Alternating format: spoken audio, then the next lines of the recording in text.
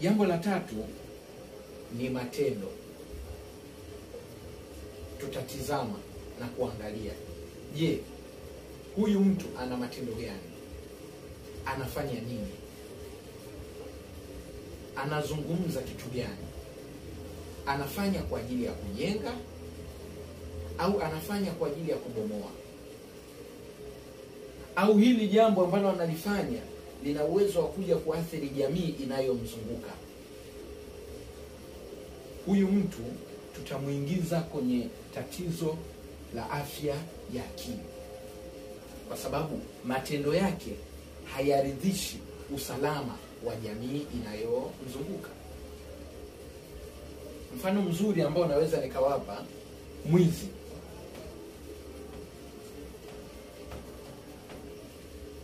Mwizi ni moja ya mtu ambaye anaweza akapelekea watu kuwa na tatizo la afya ya akili, kwa sababu unapofikiri na kuangalia usalama wa nyumbani kwako au wa sehemu uliyoko, ni namna gani unaweza kujikinga ili mwizi asije kukuibia, tayari umeshatengeneza mazingira ya kufikiria.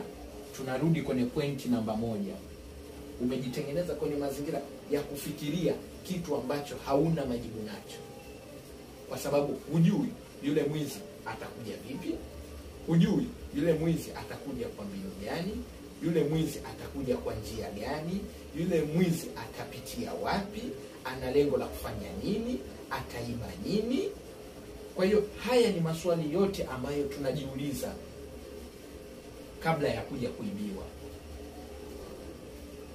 Kwa hiyo mwizi anaweza kuwa ni tatizo kubwa likapelekea watu kuwa na tatizo la afya ya akili, kwa sababu ataleta fikra namba 1,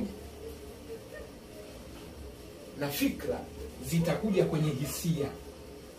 Utataka kuhisi au ni fulani ndo anaiba, au itakuwa ni mtoto fulani, au itakuwa ni huyu mtu nayekaa naye ndani ndo ananiibia.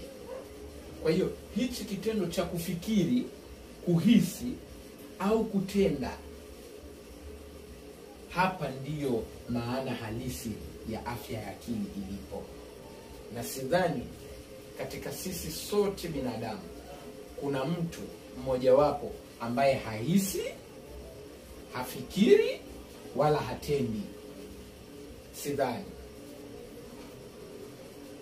Kwa hiyo hii ndiyo maana halisi ya afya ya akili. Wapo watu ambao walikuwa wanachanganya baina ya afya ya akili na afya ya mwili. Wengine walikuwa wanafahamu kwamba afya ya akili, mtu ukimwambia afya ya akili anajua umemwambia ni chizi au umemwambia ni mwehu. Ndugu zangu, afya ya akili ni hali yako ya kufikiri, kuhisi au matendo unayoyafanya kila siku. Hapo ndipo unapoweza kuizungumzia afya ya akili.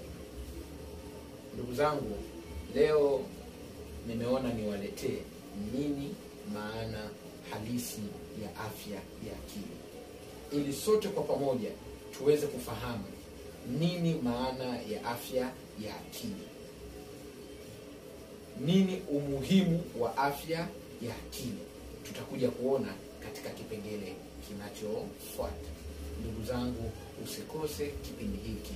Ni mimi ndugu yenu, ni mimi mtoto wenu, ni mimi kijana wenu, ni mimi daktari wenu, Dr. Juma Ngariba. Naweza kunifollow kupitia mitandao yangu ya kijamii, Dr. Juma Ngariba, YouTube, Instagram, Facebook, LinkedIn, Twitter, TikTok, kote napatikana kwa jina la Dr. Juma Ngariba. Karibuni sana, karibuni sana. Asante.